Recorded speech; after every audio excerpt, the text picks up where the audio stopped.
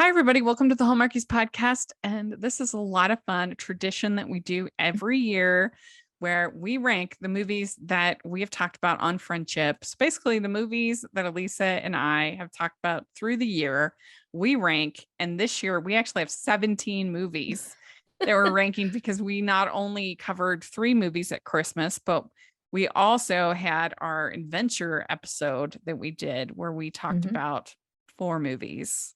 So we've got a lot here. And this is tough because we have a mixture of Hollywood films and made for TV movies, which is always hard. Yeah. Or easy. Like different budgets, different, like it just feels almost unfair to like compare them. It's just we'll do it anyway. Yeah, we do it anyway. We like to punish ourselves. So. And also, this is a real test in memory and recall. Yes. But I don't think my ranking.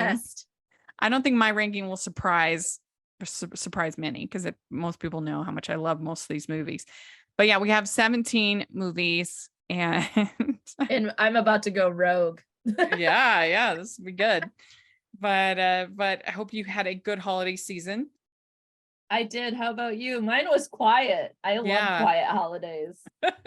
Well, we celebrated our Christmas holiday on Christmas Eve. So the actual Christmas day was pretty relaxed. It was kind of crazy for my parents because a friend of theirs in Colorado is a truck driver, and he actually got a flat. He was trying to change it wasn't a flat. He was trying to put on the chains of his semi, and I guess took so long that he actually got frostbite. So my parents had to go. Yeah. So my parents had to go up to Colorado to help their friend. So they were gone on Christmas Day. So yeah, I just spent Christmas like eating the stocking candy and relaxing. So it's pretty good. Yeah. But had some interesting movies that we talked about through the year. And except for me, it's really hard like comparing particularly the adventure movies, because you've got like a classic like The African Queen or Romancing the Stone. How do you compare those to like nothing budget TV movies? It's hard for me. So we'll see. I'm all easy. But we'll have a link to the Letterboxd list. So if you want to share your own ranking with us, please do. We'd love to hear where you would put things or what you liked. And so let's dive in. Let's talk about it. We've got 17 movies. So I'd be surprised if we don't have the same one at 17. Yeah, the terrible A Fabled Holiday. Yeah. Oh my God, I still have nightmares about it. I mean, it is a terrible movie, but it was a pretty fun episode. We cracked ourselves up. I mean, it was something else. Yeah, I mean, it's just like, can they leave? That's the big question. I think they're stuck there for all time. I didn't have any idea what was happening until about an hour and 45 minutes into the movie. Yeah. I was just like, I got a college degree. I don't understand what's happening. Yeah, you have a doctorate. I do. So I have 3 degrees. And I was like, I have no clue. I am tapped out on this one. So yeah, that rounds out at the very, very, very bottom. Well, like her behavior was just strange. Like she had all these like bows in her hair, and she was dressing like a child, and maybe we were not the audience for this movie. No, I just didn't understand. It felt like that. I think her name was Mildred, was gonna like kill everybody at any moment. Maybe if we gave that script to Lifetime, it would turn out to be something real special. Yeah, it was like Hallmark or horror, but like for real, not even just like it was a horror movie. I don't think they can leave that town. I think they're stuck there for the rest of their lives. Terrifying. Absolutely terrifying. And like, I mean, because they try to leave at one point, and then the guy ends up getting a heart attack.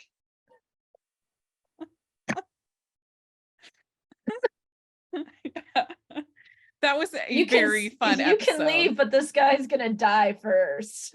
Yeah. Yeah. And Brooke, you are saying Ryan Pavey had like zero chemistry. Yeah. But it's not really their fault. It was just like a bizarre movie. The whole time I was like, what? I like whimsy, and I like Santa movies and things like that, but this was just so strange. I did not understand the rules of this town, this village. Yeah, and if you have to have a whole explanation, then it's not. Yeah. It should be figured out from what you've created. And if you can't do that, then I'm out. Yeah, because it was like a book that was given to her by her dad, and it was her dad's way of like communicating with her beyond the grave. But no. So did the dad want her with this guy, and why did the town care about her being with this guy? Like, I just didn't really understand. You're asking the wrong person because, again, Clueless, the sequel. All right. That's both of our 17s. There's no question. What is your number 16? You're going to be mad at me. With all the movies we watched, I put The African Queen here. Really? If I'm going to watch, what's his face? Humphrey Bogart? Yes, thank you. I'd rather watch The Maltese Falcon. Mm-hmm. It's sort of an adventure heisty sort of movie. Yeah, I didn't know what to expect with it, but I still was like, there's better adventure movies, and I'd rather watch some other Humphrey Bogart movies. So feel free to be a little mad. I wouldn't say that it's a classic. The Maltese Falcon is adventure heisty. Maltese Falcon is a crime noir story. Yeah, well, I mean, I'd rather watch that. Yeah, I mean, it's like a detective story. But yeah, but I don't know. I actually really do enjoy that one. You see, to me, it's the hard one to rank because it is classic. So it does have some like pitfalls of a classic film with like the way the natives are depicted and treated and things like that. But I think they have terrific chemistry. I really enjoy them together. And by the end of the journey, I really love when they get married. And I think that's a great scene. Yeah. And I love Catherine Hepburn. I love classic movies. There's plenty I do enjoy. That was one I did not. Maybe I need to watch it a second time to really get into it. But nope.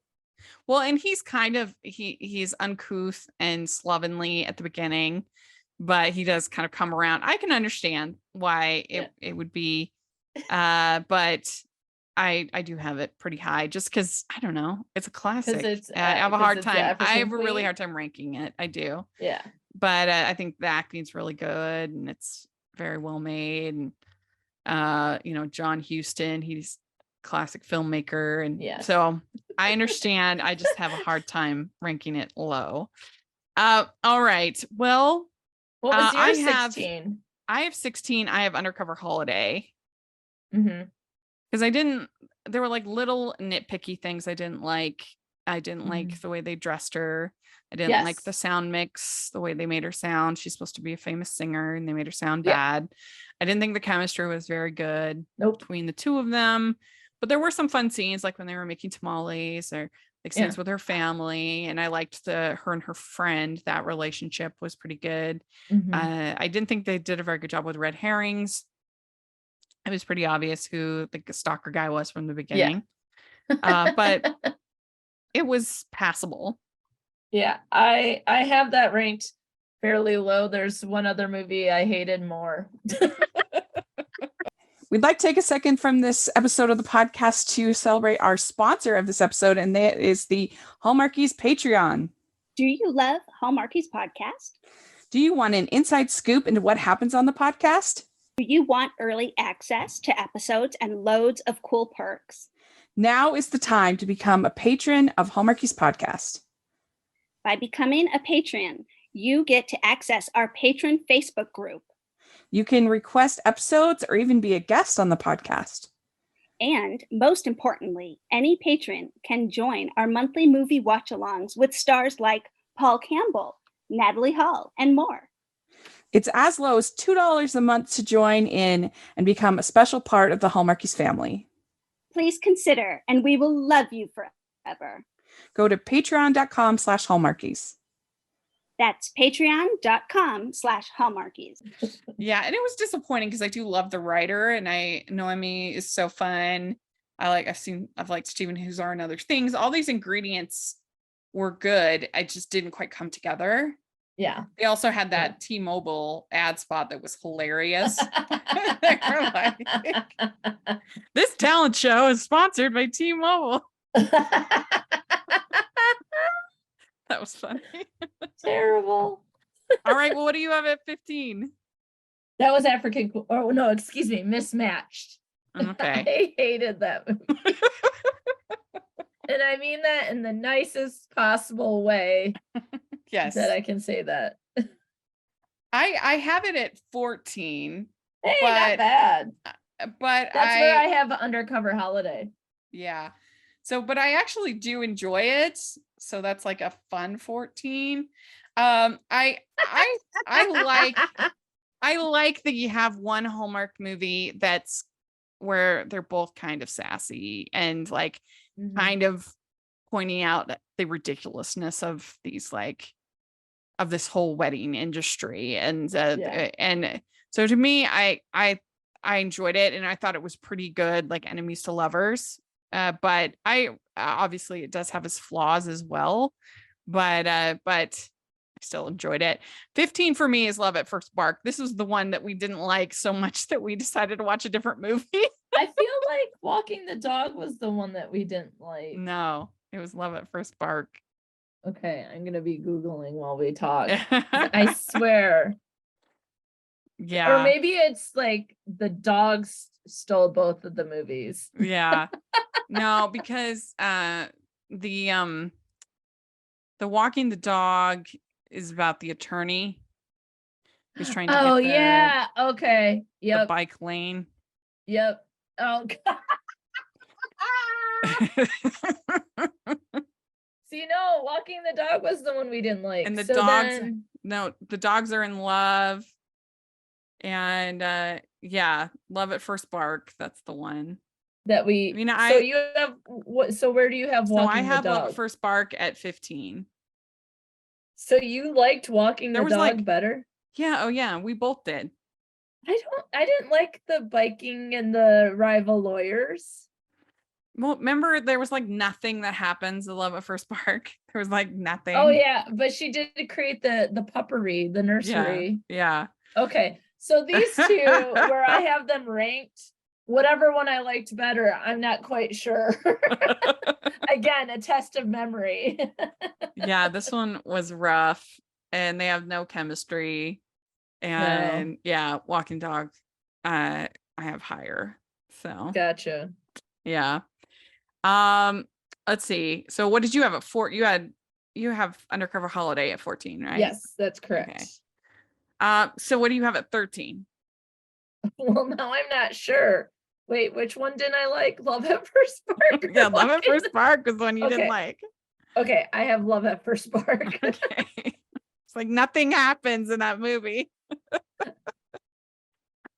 dogs are great though. Yes, the dogs are great. 13, I have Pearl in Paradise. It's fun. It's an adventure. Yeah. I like them together. They're good. They have good chemistry. The whole thing that they end up putting back the pearl, the way they find it, that it's supposed to be this like nobody's ever found it before. It seemed like the kind of thing that like had been geocached and like people were finding out all the time.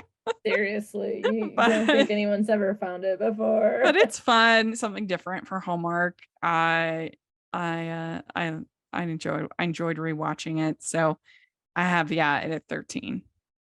What do you have at 13? Walking the Dog. Okay, yeah. I have Walking the Dog at 12. Okay. Yeah, this is the one where she's like engaged to Peter Benson's character, who's a vet, and so she ends up fostering this dog, and the minute she sees that dog, she's not Done. This is going to be a foster Yeah. fail. There's no question. Yeah. And then she's up against this lawyer who doesn't want the bike lane. But as they get to know each other, they have fun together. I And can't believe you made me watch these. No, I'm just teasing you. it was better than Love at First Spark. Well, I had them right next to each other because I honestly was like, I don't know. Yeah. Well, so what did you have at 12? At 12, I had Pearls in Paradise. Okay, so we're pretty close actually on all of these. Yeah. All right, what'd you have at 11? You're not going to be happy. The What? Christmas Promise. Okay. Sad movie. It is sad. It's I sad. was like, it was too sad for me. Too sad. That's fair. I guess when I come to Hallmark, I don't want too much of that. Mhm. I mean, it is movies and mysteries, so it's the other channel. So I always have to warn you. Yeah. Yeah. Next time, be like, this is the same channel that did the Christmas Promise. Yeah, And what was and the Mrs. other super Miracle. sad one about angels or whatever? Mm-hmm. The babies or something? Yeah, No. Mrs. Miracle. Oh my God. With the infertility one. Yeah. I was not ready for that.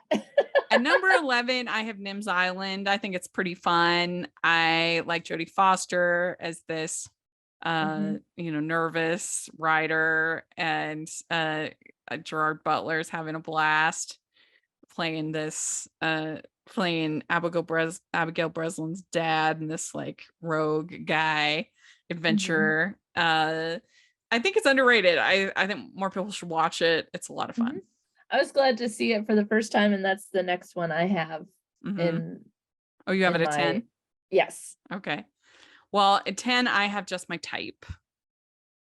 Ooh. Cute movie. The reclusive writer and the reporter who won't leave him alone. But yeah, it was a good movie to one of the last ones we got before COVID started. Yeah. It feels kind of COVID-y. It feels kind of COVID-y. Because they're all, stuck in these cabins and everything. And but it's fun. I like Bethany Joy and Brett Dalton. They had pretty good chemistry. Mm-hmm. So, all right. Well, what do you have at 9? I have Christmas on Fifth Avenue. Okay. Yeah. Yeah. Yeah, I love this one so much. I love this is where it starts to get hard though, you know what I mean? Yeah. I think they have such great chemistry, and the way the relationship builds is very I really authentic. liked it. Yeah, there's just some real good ones coming up. Yeah. It's harder. Number 9 for me is Sliding Doors. Obviously, this is a feature film, so it's a little harder. But I think that especially short hair Gwyneth that storyline is much more pleasant than long hair Gwyneth. Short hair versus long hair Gwyneth. Because in short haired Gwyneth, she like starts her own place and she meets the cute guy, Simon, I think his name is. But long hair is still with the annoying guy. Yeah, no, gross. Yeah. Long hair. Chop the hair off, get rid of them. And Jean Triplehorn is so annoying in Triplehorn in the movie as the other woman. She's so terrible and shrill and just awful. I hate her. I think it's an interesting movie though, and I have that next on my list. So since we're talking about it, I think it's an interesting movie. I think it's interesting to think like the what ifs. And so I'm always fascinated. Like there's also, which is nowhere near our Hallmark, like the Butterfly Effect, and then there was a Netflix movie recently that had similar vibes.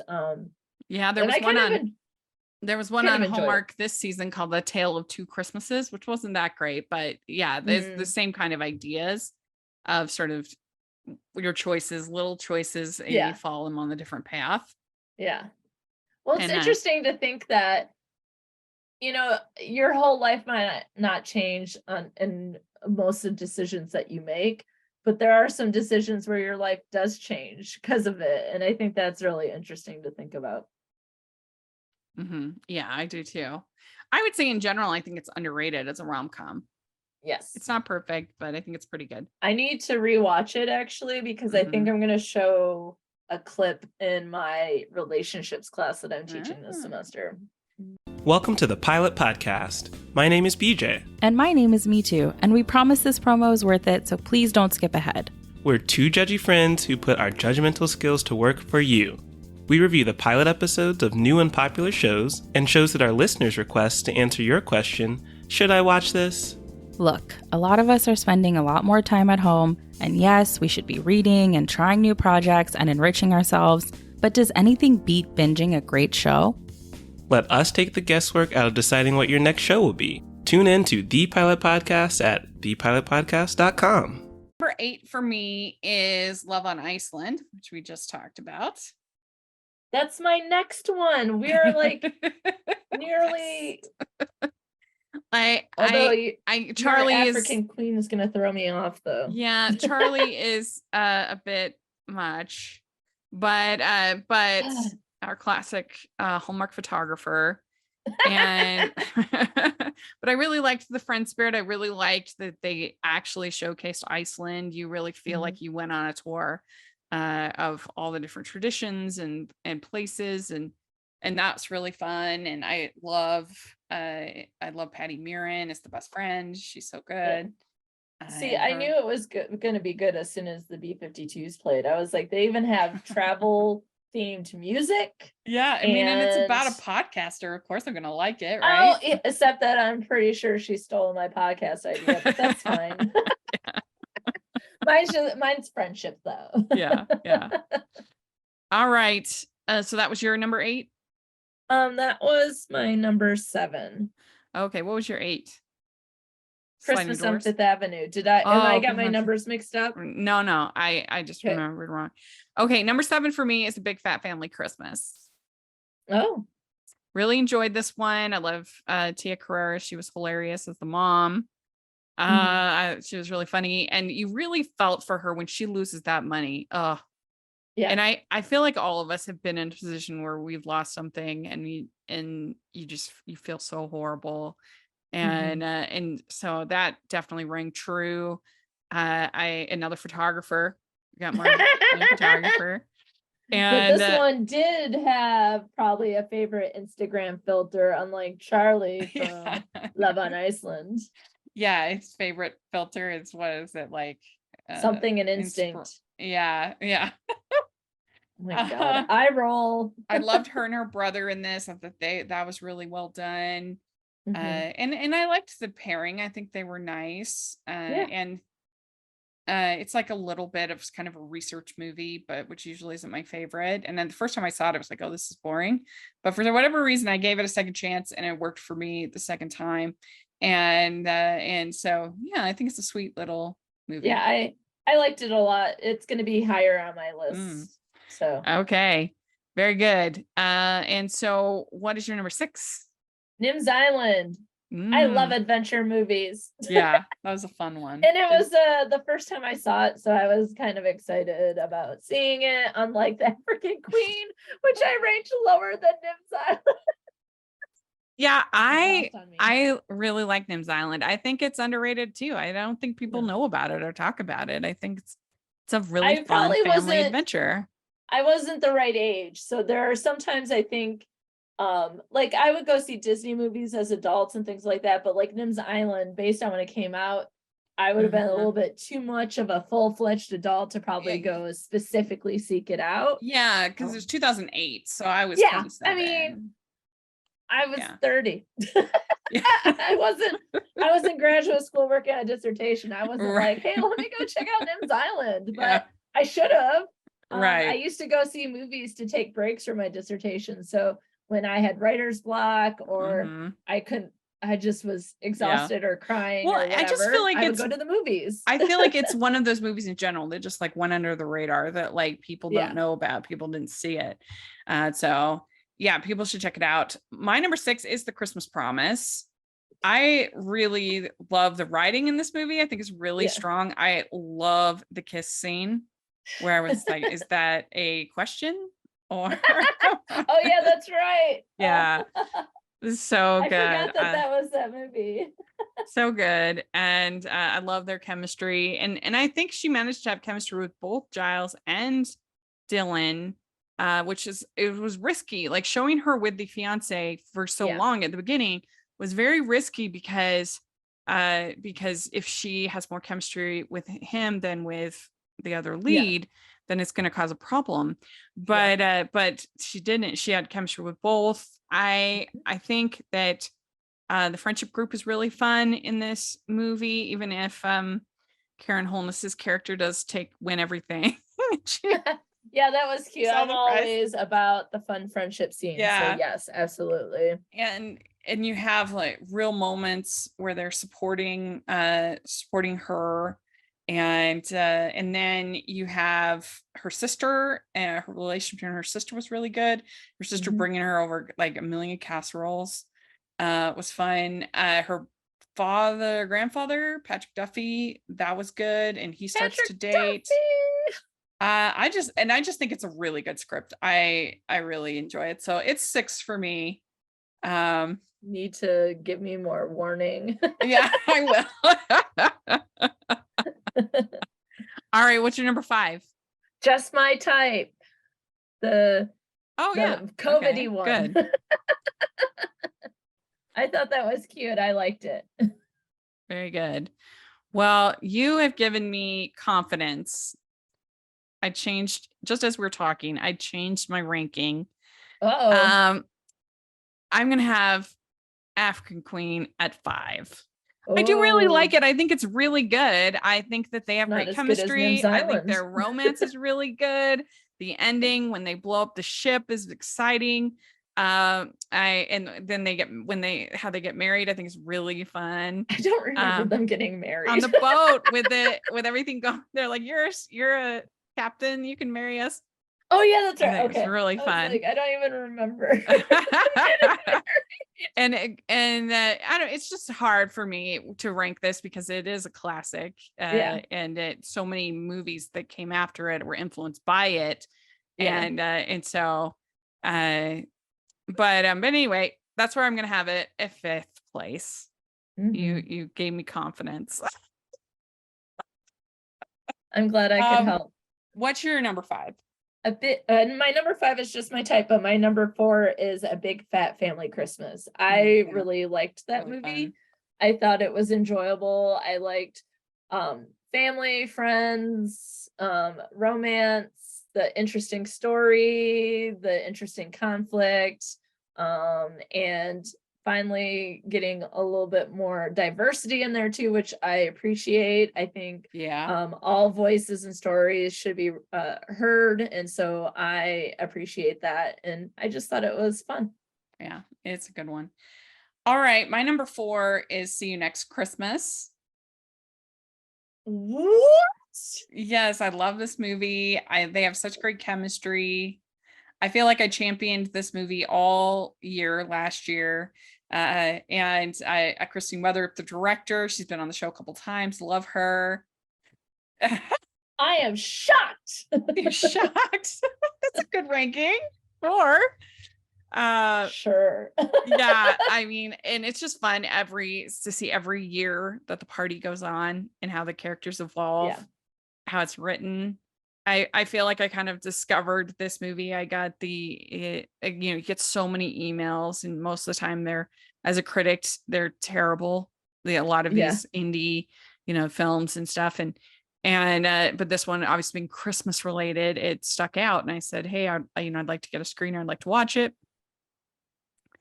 And I watched it, and obviously it has like a low budget, but most of it is shot in just like a couple rooms, but they did a good job with what they had. And I really liked all the different characters, like the crazy cookie ladies, hilarious. Um, I really like not only the main couple, but Christine and her husband, and their relationship as it evolves is really good. It's a really fun movie. Yeah. Yeah. Agreed. I have it at 4. What do Agreed, you? but higher. Yeah. What do you have it for? 4 was a big fat Christmas, Oh. fat family Christmas. My number 3 is Ghosts of Christmas Past. That's also my number 3. Love so Ghosts good. of Christmas Past. I love that they brought in ghosting. Like, so I guess my top 3 really speaks to me as someone who studies relationships. Yeah. And I just love to see like more current concerns in relationships coming into play. So the idea of ghosting and like, I don't know, I thought it was a lot of fun. And instead of a photography, she designed video games. So yeah, that which was exciting. good. Yeah, I really, again, felt like I championed this movie. I had both of the leads on the podcast. I had the writer on the podcast. Because I felt like it was very underrated. That year on Lifetime, they were trying to do a movie every single day in December. And so this was one that was they aired on like a Tuesday night. So it didn't get a weekend release. And so like people didn't know about it. It didn't get any viewership hardly at all because it was on this weird night. And I thought it was the best thing they made that year.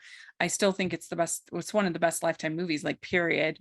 And I think not only do they have great chemistry, but it's such like a creative idea to have this, that she's working with all these people that she's ghosted, and not knowing the whole time that he was the big person that she ghosted most of all. He's looking for a life. And there were so many fun scenes. Yeah, like when he puts his phone in the sink because he doesn't want it to ring. That's such a funny scene. I just like to pay for a whole new $1,000 phone rather than. And I absolutely love the ending. It's so good. And it's just a clever idea for a story, I think. Yeah. We'd like to take a second and thank our sponsor for this episode of the podcast. It's the Hallmarkies merch store. Are you looking for that perfect gift for the postable, Hardy, or Hallmarky in your life? What about getting that t-shirt or hoodie that will help you stand out at your next holiday party? Now is the time to check out the Hallmarkies merch store. Full of festive designs by artists like Jessica Miller, Carrie from Hallmark Comics, and more. You can even have more than just shirts, but totes, cell phone cases, notebooks, mugs, and more. And it isn't just Hallmark. We have designs for Anna Green Gables, Man from Snowy River, The Nanny, and more. Every purchase at the merch store goes to help support the podcast and allows us to make the great content you know and love. There are frequent sales, so go to tpublic.com/stores/Hallmarkies or see the link in the description. That's tpublic.com/stores/Hallmarkies. Good stuff.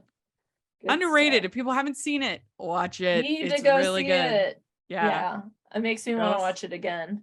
Yes. And I mean, and just even little things like I loved her sweaters. Yes, she was so fun. That's the other thing I think is something very skilled in whoever created it. Like I wanted to be friends with her. You know what I mean? Yes. And I think that isn't always the case. And like having a fortune teller at the work party was really clever. Yeah. A clever setup for the movie, and then having her work with all these people that she's ghosted. And I think that we have to give a lot of credit to both Dan Jeannotte and Annie Clark, because I think that Annie's character could have been really unlikable in the wrong hands because she's ghosted all these people, and like she's just kind of terrible. Yeah, she's pretty tough on him too. Like she's very critical of his work ethic and everything.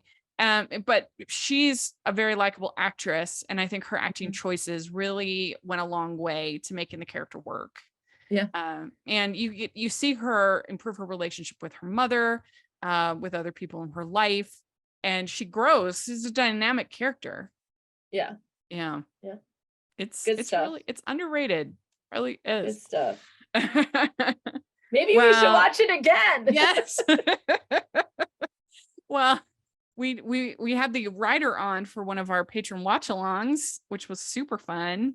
So I think that's when school started and I missed it. Yeah.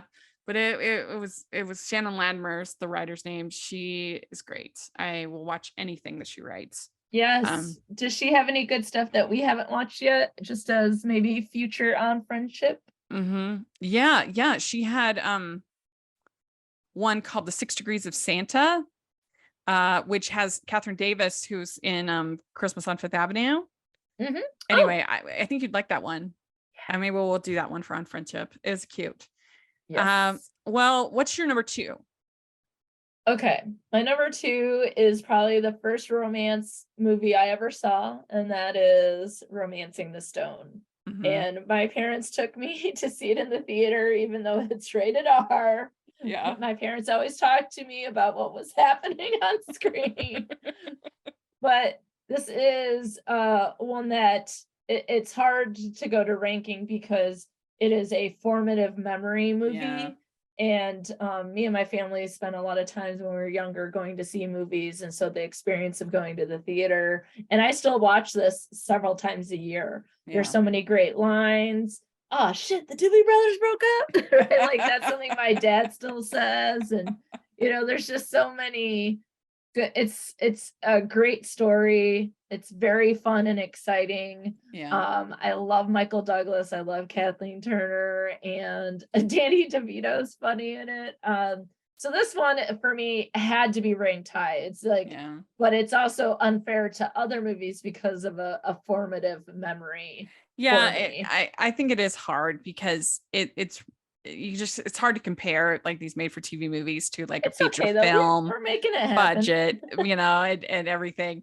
But yeah, I have that. That's my number 1 spot. Spoiler alert, because it's so good. It's one of the great Hollywood rom. I'm so surprised that you would have that as number 1. Really funny, really romantic, very sarcastic, great leads.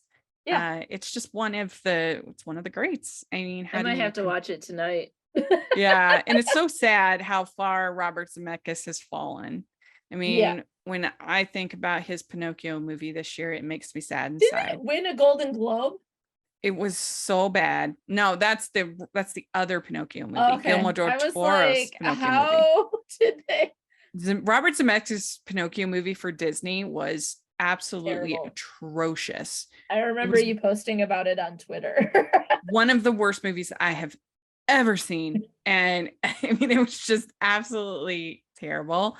But the one with Guillermo del Toro Pinocchio is great. It's absolutely great. So thank goodness we had that to wash that terrible Disney version. I mean, it's just so sad. Robert Zemeckis is one of those directors that has just not flourished in the digital age. Whether there's like Chris Columbus and Robert Zemeckis and Rob Reiner. There's just like this group of sort of 80s, 90s directors Tim Burton. It's hard to maintain, but Tim Burton just directed Wednesday, so yeah. But as far as movies, he had. I mean, that's true. Yeah, that's TV. Sorry. Yeah, it's been bad. It's been bad with Tim Burton for a long time. So it's good to go back to movies like this, Romancing the Stone, and remember Robert Zemeckis could make amazing movies like Roger Rabbit, Romancing the Stone, Forrest Gump, and of course Back to the Future. I love Back to the Future. I do not like Forrest Gump. That's a story for another time. Maybe we could do it on friendship on it and make me watch it. Yeah, I mean, it's not like my favorite movie, but it's a lot better than what he's been making lately. I can tell you that. But Back to the Future is also one of there's like 10 movies that I watch a lot. My number 1, this might surprise you, my number 1 watch movie that I watch every year like the most is Beverly Hills Cop. Oh, really? I watched it twice this week. That's interesting because I watched it for my blind spot. I didn't care for it. I love it. Oh my goodness. I can quote. The soundtrack is amazing. I can't wait to get the album. Yeah.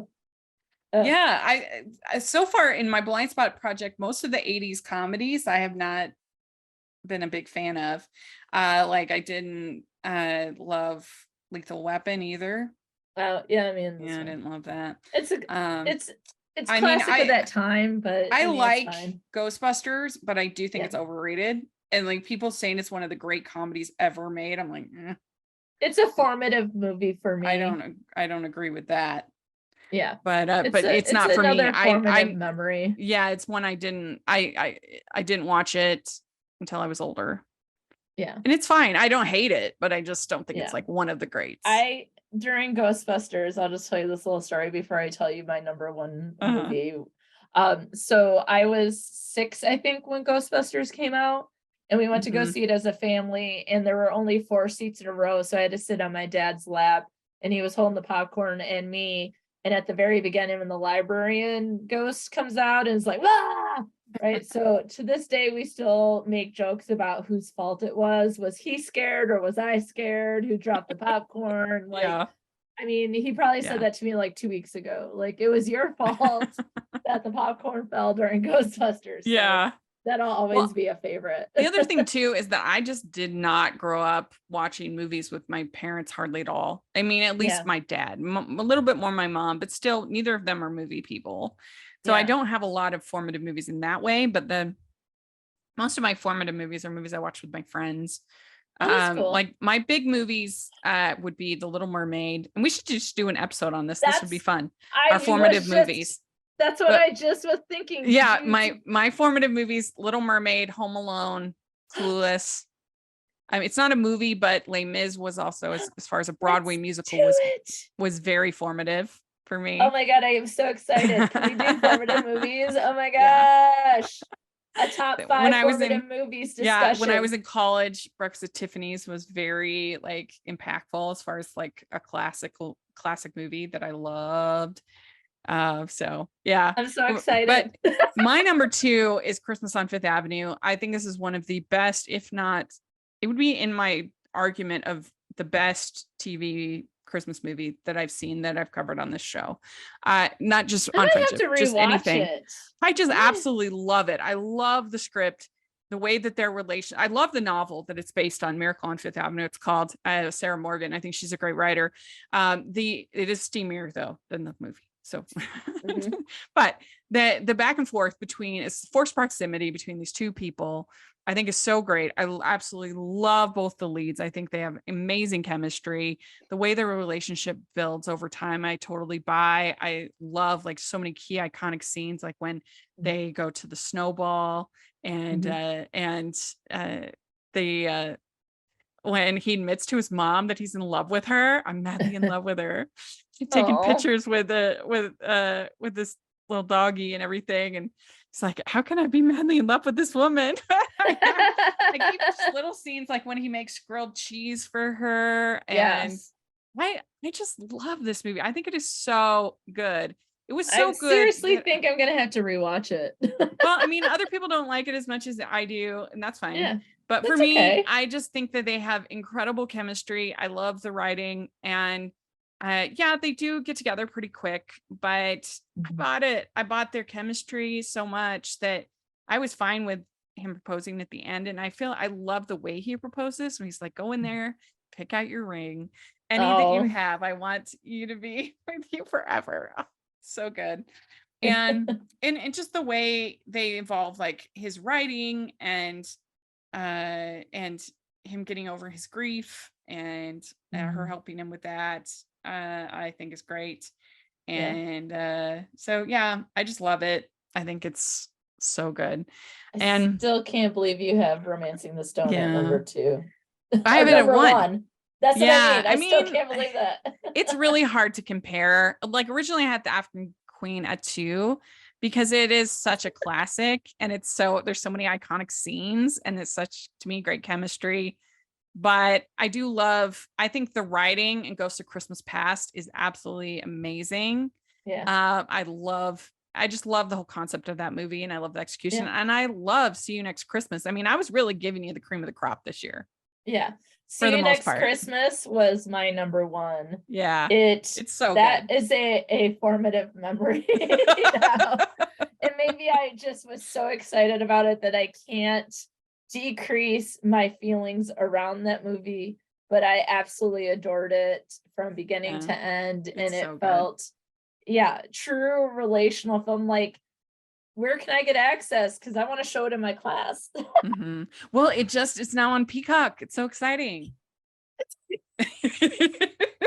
Yes. Note to self. Maybe instead of watching Beverly Hills Cop twice in a week, I'll add in See You Next Christmas. It makes me think I must have missed something with Beverly Hills Cop. So I'll have to send you my review. See what you think. And I'll be like, outraged. Yeah. Outraged. But yeah, there were a lot of like I watched the Troop Beverly Hills. I love True Beverly Hills. I didn't care for it. I didn't like it. I didn't think it was funny. I don't know. I didn't get it. That's one of my 10 movies that I watch all the time.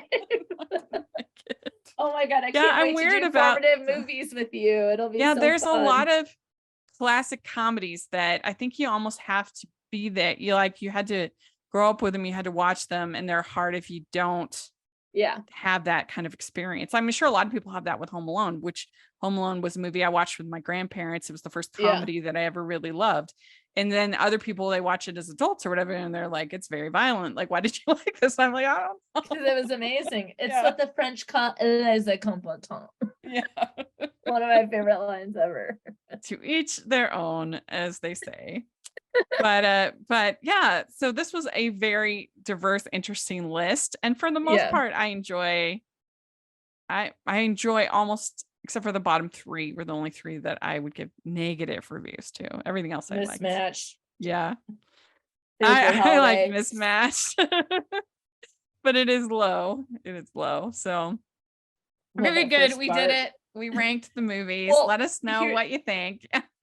But here also, Rachel, you said you brought me the cream of the crop that really sets the standards for 2023. I know. It's true.